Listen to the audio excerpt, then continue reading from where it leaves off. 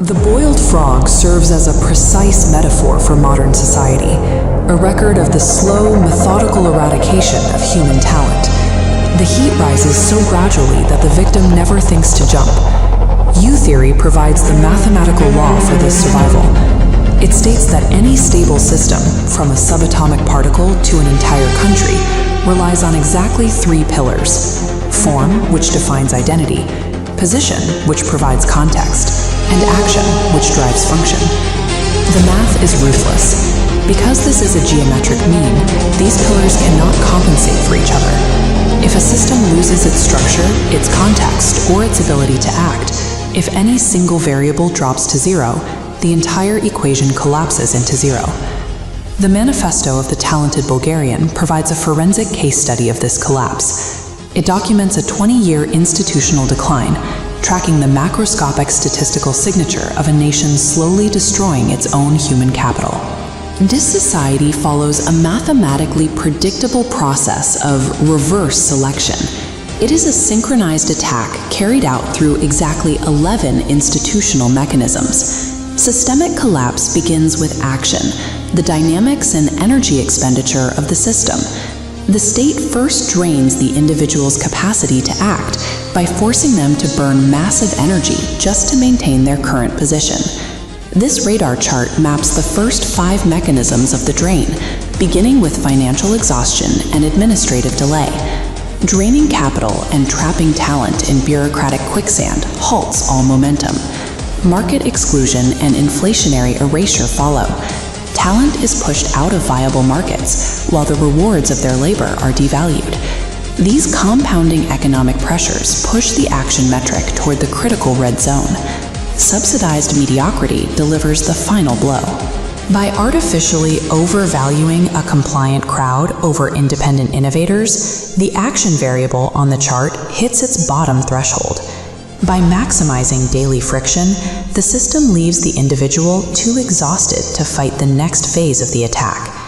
Next, the system targets position, the context and relations that give an individual ground. Once exhausted, the citizen is methodically isolated from their societal network.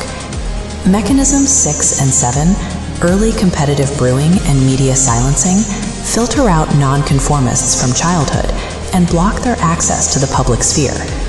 The visualization shows their network connections shrinking in real time. Active repression and the erasure of memory finish the job. The law is used to persecute talent as criminals, while their achievements are removed from collective history. Their data point is left in a void. With the societal network unplugged, the citizen's position multiplier hits zero. They have become contextually invisible. Form represents the identity and rules of the system. In the final phase, the foundational rules of society are weaponized directly against the individual. Legislative brewing creates the root cause. When a government grants itself the power to retroactively revoke its own acts, it legitimizes arbitrariness at the foundational level of the law. This culminates in medical denial. Restricting access to basic health care, like a simple antibiotic, serves as the final weapon against the physical body itself. The equation of death is now complete. With action drained, position erased, and form weaponized, the individual mathematically and biologically perishes. U equals zero. On a macroscopic scale, this creates a reverse selection, a structural reduction of talented genes and culture across an entire generation. This structural coordination of mediocrity requires no mastermind or smoky back room.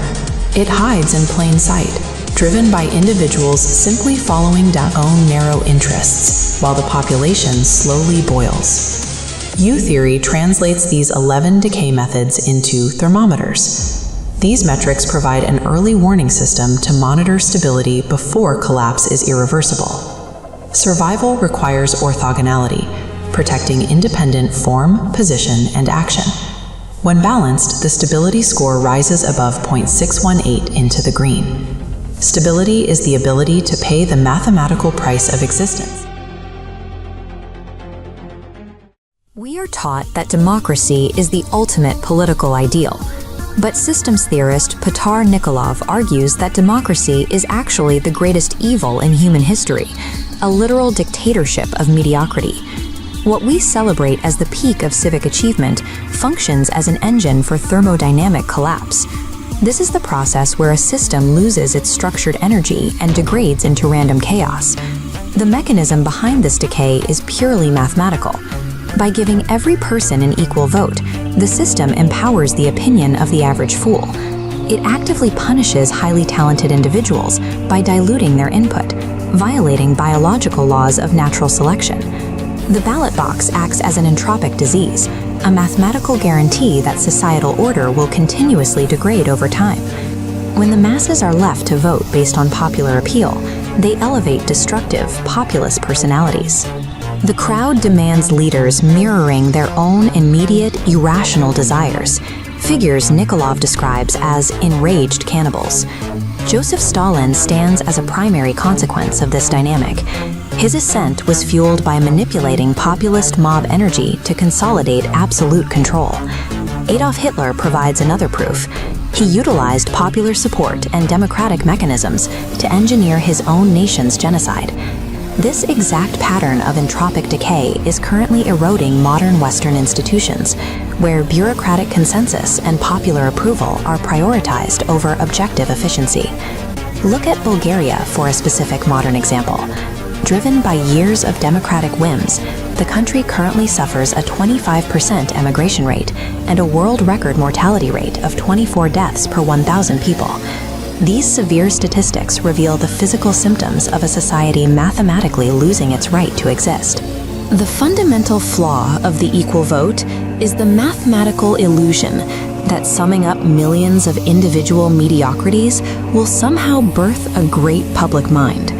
Under this system, a genius like Albert Einstein holds the exact same voting power as a common bandit. The peak of human intellectual value is effectively neutralized by the crowd. To bypass human cognitive bias, Nikolov introduces the U theory. This framework treats society as a thermodynamic system that requires strict structural stability to survive. This diagram represents a discovered pattern in thermodynamics. Every stable system must pay three specific conservation costs. Form occupies time, position occupies space, and action consumes energy. These universal constraints apply to every entity, from a subatomic particle to a complex civilization. If you fail to balance these three physical constraints, the system's energy dissipates. Any ever-end structure missing even one of these elements will inevitably collapse under its own entropy. This dashboard calculates the U-score, replacing the popularity contest of elections with an objective mathematical formula. It is a stability index evaluated by AI to measure a system's true resilience. These pillars track the specific metrics of the score. Code measures the refusal to do harm, Credo measures organizational efficiency, and Rights measures whether the correct expectations of citizens are being met. This red line marks the absolute mathematical threshold for survival. If any leader, company, or government scores below 0.618, they are in a state of terminal failure. To implement this at scale, Nikolov proposes a framework called the risk market, which officially cancels the concept of equal voting. In the risk market, voting power is no longer a birthright. Your political influence is strictly proportional to the actual risk you purchase and the tangible value you provide to society through taxes, insurance, and the creation of meaning. Society achieves stability only when decision-making power is earned through objective contribution rather than granted by popular demand. Imagine a post-democratic society, an environment insulated from the monkey cage of modern politics and the whims of an enraged crowd. Here, policies focus on creating lasting morality and structural truth, rather than winning the temporary popularity contests we currently rely on. This reflects the ultimate operational directive of the U model. Instead of trying to fix broken entropic systems, we must systematically identify and invest in stable ones. We have to ride the good horses. True wealth, scientific progress, and human safety can only flourish when they are divorced from the dictates of the mob. We are running out of time. The critical resources required for humanity's survival are being drained to subsidize the inefficiency of the mob. Civilization faces a binary choice. We can continue catering to the crowd and suffer a slow democratic death, or embrace the objective mathematics of the U model. The rule is simple: adapt or die. Our only viable path forward is to engineer a mathematically sound society where the laws of physics finally override the opinions of fools.